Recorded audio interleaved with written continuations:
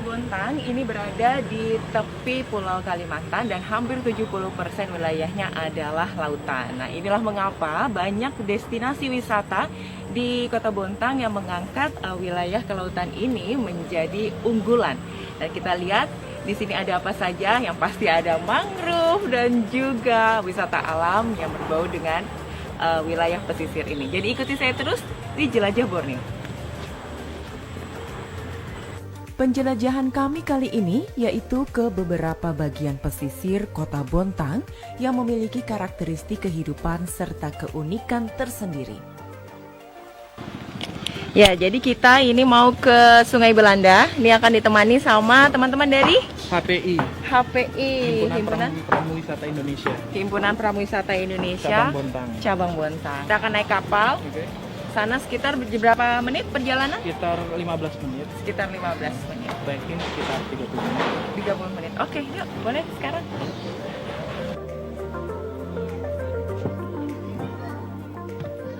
Akses untuk menuju ke Sungai Belanda bisa melalui dermaga kecil milik warga yang ada di Kelurahan Bontang Kuala. Karena letak Sungai Belanda tidak terlalu jauh dari perkampungan atas laut ini. Dan di depan areal perkampungan Bontang Kuala, kita akan melihat luasnya laut dengan aktivitas warga di atasnya.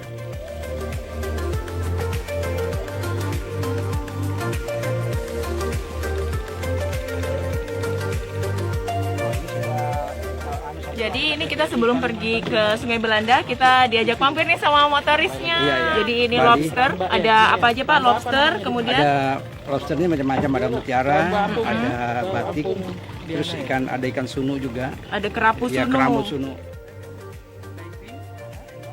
Jadi ini lobster yang jenis bambu, dan di sini ini adalah punya warga. Ada beberapa warga Pak ya di sini ya, maksudnya ya. Punya Pak Kadil ini, Pak Ilham ini. Oke, ini punya warga yang di sini hanya khusus untuk pembesaran.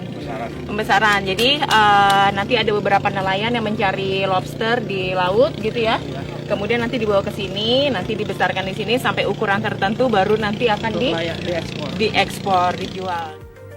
Oke, kita lepaskan. Tak hanya lobster yang dibudidayakan oleh warga, ada pula kerapu sunu yang memiliki harga relatif tinggi. Jenis ini juga mampu dijual warga hingga ke luar negeri.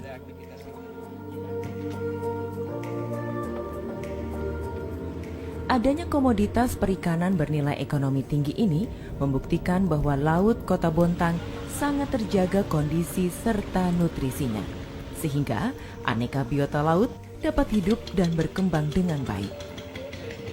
Kita sekarang ini berada di Sungai Belanda, di mana sungai yang membelah Kota Bontang juga perairannya termasuk masuk ke Bontang Kuala areanya. Dan di sini bisa kita lihat habitat mangrove yang sangat lebat dan asri, sangat asri banget di sini. Nah, selain itu juga bisa kita aktivitas hewan satwa liar yang berada di sini seperti monyet ekor panjang. Juga ada burung kuntul perak yang merupakan ikon Kota Bontang. Oh, jadi nanti kalau beruntung kita bisa lihat ya di sini ya. Betul, Bisa betul. ketemu ya. Suasana alam yang menyejukkan menyambut kedatangan kami di Sungai Belanda.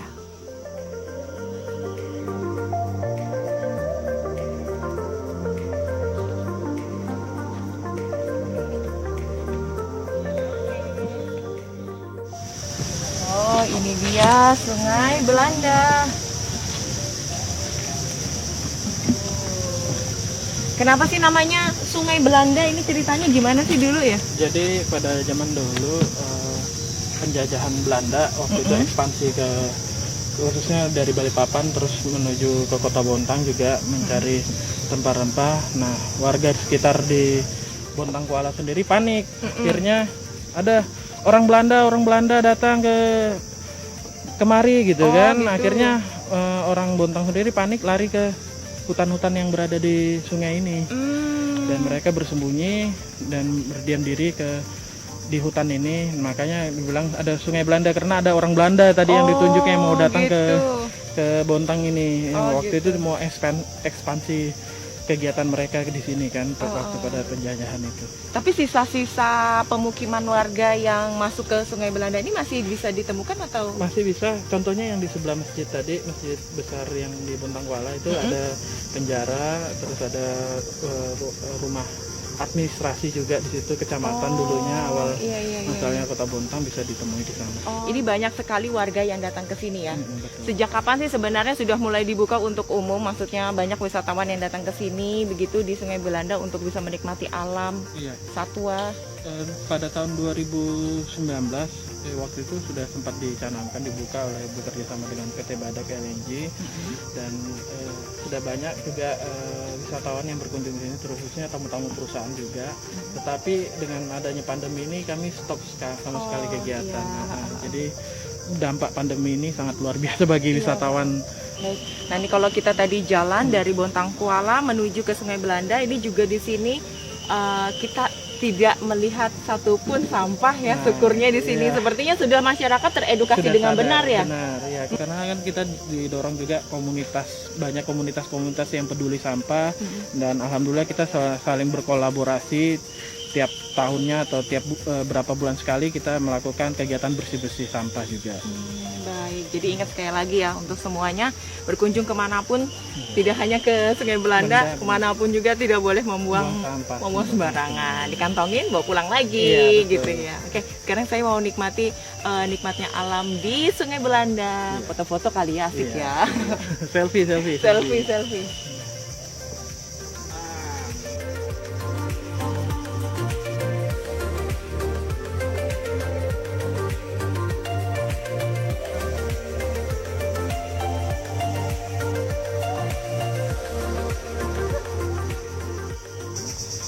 Jadi memang benar beruntung hari ini pas airnya bagus juga kita bisa masuk ke Sungai Belanda dan nggak butuh waktu lama. Kita langsung ketemu sama kawanan ekor panjang. Kawanan kera ekor panjang. Tapi di sini kita dilarang memberi makan. Jadi biarkan saja atraksinya. Yang pasti kalau ke sini kita tidak boleh membuat kegaduhan juga. Jadi biar mereka merasa aman. Jadi mereka tidak menyerang wisatawan yang datang. Jadi kita cukup lihat, kalau mau foto-foto silahkan. Dan juga tetap harus hati-hati sama barang bawaan. Karena kadang dia narik langsung.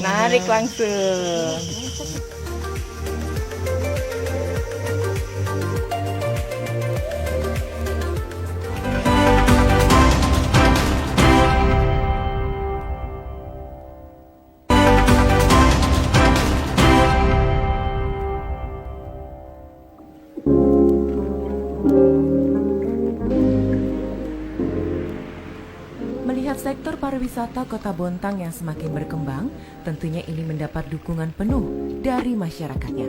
Saya pun teringat pada gerakan yang dilakukan oleh kawan saya di Kota Bontang.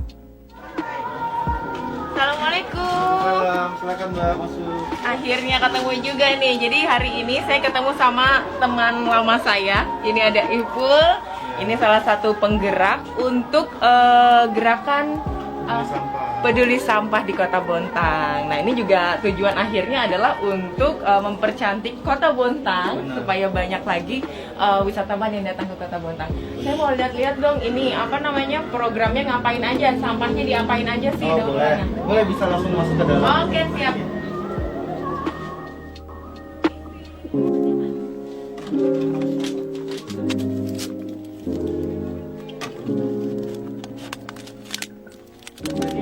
Sampahnya kita setelah kita terima dari nasabah, kita bawa ke sini untuk kita pilah gitu. Ini ada teman lagi memilah sampah. Jadi kita memilah dari botol plastiknya, kita buka labelnya, kemudian nanti labelnya itu kita bikin ecobrick. Kemudian yang botol plastiknya nanti kita akan buat jadi lampion. Jadi lampion, kemudian jadi daur ulang mobil dari botol plastik dan sebagainya. Nanti contohnya ada. Oh gitu. Jadi memang yang diambil adalah yang botol plastik, kemudian kita ada kaleng aluminium, kemudian ada kaleng seng, kardus gitu. Kebetulan kemarin kardusnya kita sudah jual ke pengepul gitu. Jadi seperti layaknya bank sampah pada umumnya ya, memang apa namanya, masyarakat dipersilakan untuk datang ke sini untuk menyetorkan sampah. Yang sudah dipilih belum? yang dicampur nggak apa-apa. Oh, Nanti kita dicampur. yang akan memilah di sini. Oh gitu. Nanti oleh dari pihak kalian nanti Iya. yang akan menghargai gitu ya, Benar. mencatat kemudian menghargai.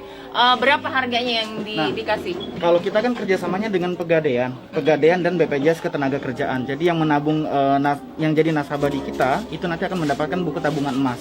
Kemudian kita juga nanti kasih asuransi dari BPJS Ketenagakerjaan berupa jaminan kecelakaan kerja atau jaminan kematian. Kita yang akan mengkonversikan itu, jadi kita nimbang sampahnya, nanti kita akan konversikan ke buku tabungan emas. Sebenarnya juga apa sih yang kalian harapkan dengan adanya gerakan ini? Apa maksudnya tujuan akhirnya juga apa gitu dari gerakan kalian ini? Ya, tujuan akhirnya yang pertama kita, intinya kita peduli terhadap lingkungan. Jadi kita di bank sampah ini kita ada 3P Mbak. Kita people, kemudian planet, kemudian baru profit.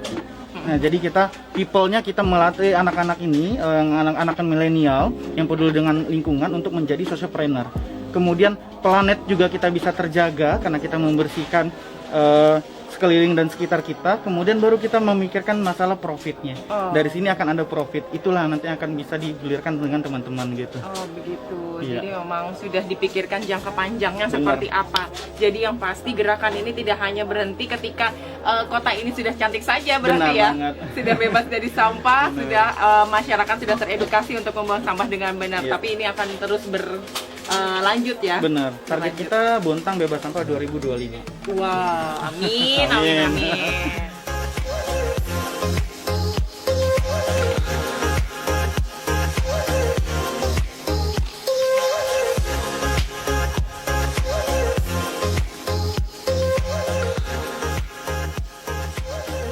Gerakan kecil yang dilakukan sebagian warga Kota Bontang, khususnya di bidang sosial dan lingkungan ini, memiliki pengaruh yang besar terhadap tampilan wajah kota. Dampaknya juga sangat luas karena mampu meningkatkan kunjungan pada sektor pariwisata di sekitarnya. Tebak-tebak berhati.